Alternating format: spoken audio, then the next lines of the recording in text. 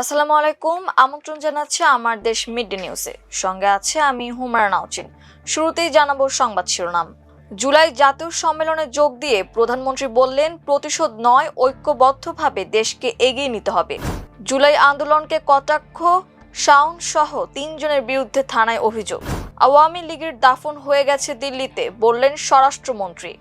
খামেনির জানাজায় যোগ দিলে সহায়তা বন্ধের হুমকি যুক্তরাষ্ট্রের। আরো ৫ লাখ টন জ্বালানি তেল কিনছে সরকার। শুনছিলেন সংবাদ শিরোনাম, এবারে বিস্তারিত। প্রধানমন্ত্রী তারেক রহমান বলেছেন, ৫ আগস্টের অর্জন কোনো একক ব্যক্তি বা রাজনৈতিক দলের নয়, এটা অর্জন সবার। প্রতিশোধ নয়, ঐক্যবদ্ধভাবে দেশকে এগিয়ে নিতে হবে। শনিবার রাজধানীর আগারগাঁওয়ের বাংলাদেশ চীন মৈত্রী সম্মেলন কেন্দ্রে জুলাই আগস্ট গণঅভ্যুত্থান, শোক ও বিজয়ের বর্ষপূর্তি উপলক্ষে আয়োজিত জুলাই জাতীয় সম্মেলন 2026-এ তিনি এসব কথা বলেন। তিনি বলেন, আইন অনুযায়ী সব হত্যাকাণ্ডের বিচার করা হবে। বিচারের নামে যেন অবিচার না হয়, সবাইকে সতর্ক থাকতে হবে। ৩৬ জুলাইয়ের দ্বিতীয় প্রতিষ্ঠা বার্ষিকী উপলক্ষে যৌথভাবে অনুষ্ঠানটি আয়োজন করছে জুলাই ২৪ শহীদ পরিবার সোসাইটি ও আমরা জুলাই যোদ্ধা। প্রধানমন্ত্রীর অতিরিক্ত প্রেস সচিব আতিকুর রহমান রুমন জানান, রক্তাক্ত জুলাই বিপ্লবের শহীদদের স্মরণে এই সম্মেলনের আয়োজন করা হয়েছে। এবারের সম্মেলনের মূল মন্ত্র নির্ধারণ করা হয়েছে সবার আগে বাংলাদেশ। অনুষ্ঠানের মূল মঞ্চের ব্যানারে লেখা রয়েছে, গর্বিত ইতিহাস, অদম্য চেতনা, ৪ জুলাইয়ের এই দিনে হোক সবার অনুপ্রেরণা, যে আত্মত্যাগ ইতিহাসকে বদলে দিয়েছে। জাতীয় সংসদের প্রধান হুইপ নুরুল ইসলাম মনির সভাপতিত্বে এই স্মরণ সভায় অংশ নিয়েছেন জুলাই বিপ্লবের শহীদ ও আহতদের পরিবারের সদস্যরা। অনুষ্ঠানের শুরুতে শহীদদের স্মরণে দাঁড়িয়ে ১ মিনিট নীরবতা পালন করা হয়। স্মৃতিচারণা আর শ্রদ্ধার এই আয়োজনে আরও উপস্থিত আছেন মন্ত্রিসভার সদস্য, সংসদ সদস্য, দেশের শীর্ষস্থানীয় রাজনীতিবিদ, বিভিন্ন দেশের রাষ্ট্রদূত ও হাইকমিশনার, সামরিক ও বেসামরিক ঊর্ধ্বতন কর্মকর্তা এবং পেশাজীবী নেতারা।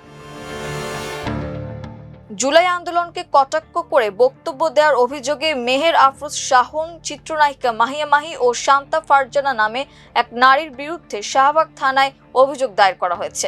শুক্রবার সকালে রাষ্ট্র সংলাপ ফোরাম নামের একটি সংগঠনের ৩ জন পদধারী সদস্য এ অভিযোগ দায়ের করেন। শনিবার সকালে এ তথ্য জানা গেছে। অভিযোগপত্রে বলা হয়, জুলাই আন্দোলন বাংলাদেশের ইতিহাসে গুরুত্বপূর্ণ একটি অধ্যায়, যেখানে শহীদ ও আহতদের আত্মত্যাগ রয়েছে। কিন্তু সম্প্রতি কিছু ব্যক্তি আন্দোলন ও সংশ্লিষ্ট ঘটনাকে নিয়ে অবমাননাকর মন্তব্য ও কর্মকাণ্ড করেছেন বলে দাবি করা হয়।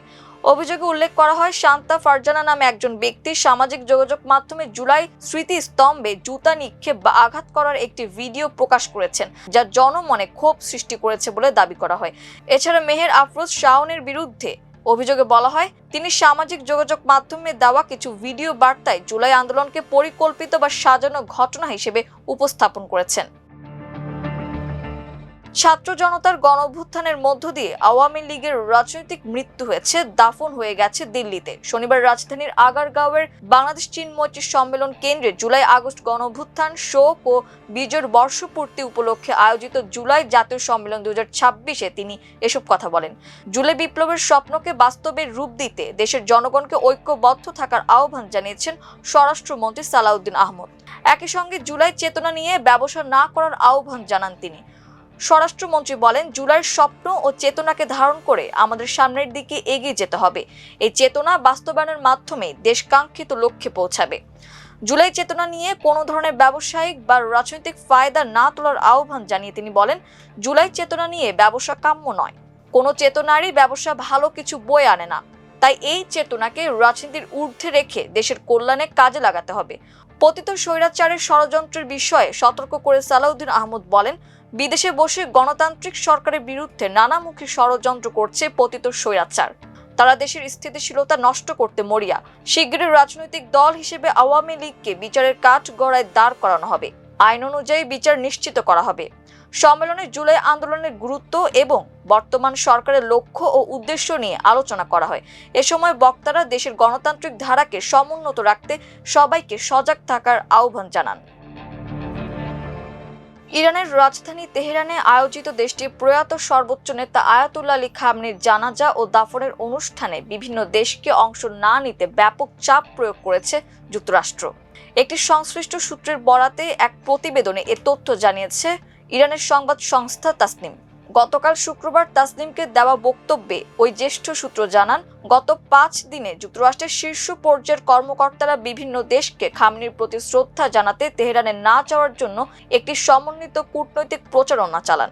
সূত্রটির দাবি, গত 26 জুন মার্কিন পররাষ্ট্রমন্ত্রী মার্কো রুবিও বিশ্বের বিভিন্ন দেশে থাকা যুক্তরাষ্ট্রের দূতাবাস ও কূটনৈতিক মিশনে পাঠানো একটি গোপন নির্দেশনায় বলেন, সংশ্লিষ্ট দেশগুলোর সরকারকে বোঝাতে হবে যে ইরানের নেতার জানাজায় অংশগ্রহণকে যুক্তরাষ্ট্র অবন্ধু সুলভ পদক্ষেপ হিসেবে বিবেচনা করবে এবং এর নেতিবাচক প্রভাব দ্বিপক্ষীয় সম্পর্কে পড়তে পারে।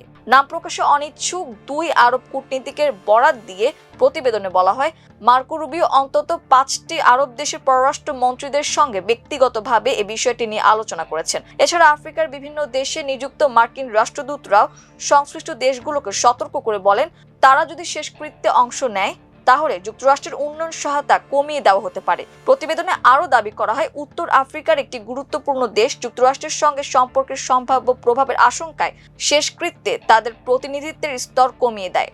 প্রতিবেদনে আরও বলা হয়, যুক্তরাষ্ট্রের চাপের কারণে অংশ নিতে না পারা কয়েকটি দেশ মধ্যস্থতাকারী কিংবা জেনেভা ও নিউ ইয়র্কে অবস্থিত নিজেদের কূটনৈতিক মিশনের মাধ্যমে ইরানের কাছে দুঃখ প্রকাশ ও সিদ্ধান্তের ব্যাখ্যা দেওয়ার চেষ্টা করে। এছাড়া কিছু দেশ তেহরানে নিযুক্ত নিজেদের কূটনীতিকদের অনুষ্ঠানে পাঠানোর প্রস্তাব দিলেও ইরান তা গ্রহণ করেনি। জ্বালানি মজুত সক্ষমতা বাড়াতে আরও 5 লাখ মেট্রিক টন জ্বালানি তেল কিনছে সরকার। দেশের অর্থনৈতিক ও বাণিজ্যিক কর্মকাণ্ড সচল রাখা এবং জ্বালানি খাতের অভ্যন্তরীণ চাহিদা মেটাতে এ উদ্যোগ নেওয়া হয়েছে। সিঙ্গাপুরের খ্যাতনামা প্রতিষ্ঠান ইউনিপেক সিঙ্গাপুর পিটিই লিমিটেড এই জ্বালানি সরবরাহ করবে, যার ব্যয় ধরা হয়েছে 7,672 কোটি 66 লাখ টাকা। নতুন সিদ্ধান্ত অনুযায়ী দেশে 90 দিনের মজুদ সক্ষমতা বিবেচনায় নিয়ে আরও 4,80,000 মেট্রিক টন জ্বালানি তেল আমদানি করা হচ্ছে। এর মধ্যে 3,90,000 মেট্রিক টন ডিজেল এবং 90,000 মেট্রিক টন জেট ফুয়েল রয়েছে। জ্বালানি ও খনিজ সম্পদ বিভাগ জানিয়েছে, বাংলাদেশ পেট্রোলিয়াম কর্পোরেশন বিপিসি আন্তর্জাতিক উন্মুক্ত দরপত্র প্রক্রিয়ার মাধ্যমে এই জ্বালানি তেল ক্রয় করছে। সম্প্রতি বিপিসির এ সংক্রান্ত প্রস্তাবে নীতিগত অনুমোদন দিয়েছে সরকারি ক্রয় সংক্রান্ত মন্ত্রিসভা কমিটি। বিষয়টি নিশ্চিত করে জ্বালানি ও খনিজ সম্পদ বিভাগের যুগ্ম সচিব মনির হোসেন চৌধুরী বলেন, সরকার সাধারণত প্রতি 6 মাস পর পর দেশের চাহিদার উপর ভিত্তি করে জ্বালানি তেল, বিশেষ করে ডিজেল এবং জেট ফুয়েল আমদানি করে থাকে। এ কারণে জুন, জুলাই ও আগস্ট এই 3 মাসের চাহিদার বিপরীতে বিপিসি একটি প্রস্তাব মন্ত্রণালয়ে পাঠায়। পরবর্তীতে সেটি সরকারি ক্রয় সংক্রান্ত মন্ত্রিসভা কমিটির অনুমোদনের জন্য পাঠানো হয়। কমিটি তা ইতোমধ্যে অনুমোদন করেছে। তিনি আরো বলেন, আমরা প্রশাসনিক ছাড়পত্র দিয়ে সেটি বিপিসির কাছে পাঠিয়েছি। এখন পরবর্তী প্রক্রিয়া হিসেবে বিপিসি সরবরাহকারী প্রতিষ্ঠানকে নোয়া দেবে। এরপর থেকে প্রতিষ্ঠানটি জ্বালানি তেল সরবরাহ শুরু করবে। দর্শক, এই ছিল আমার দেশ মিডিয়া নিউজে। এতক্ষণ আমাদের সঙ্গে থাকার জন্য অসংখ্য ধন্যবাদ। আল্লাহ হাফেজ।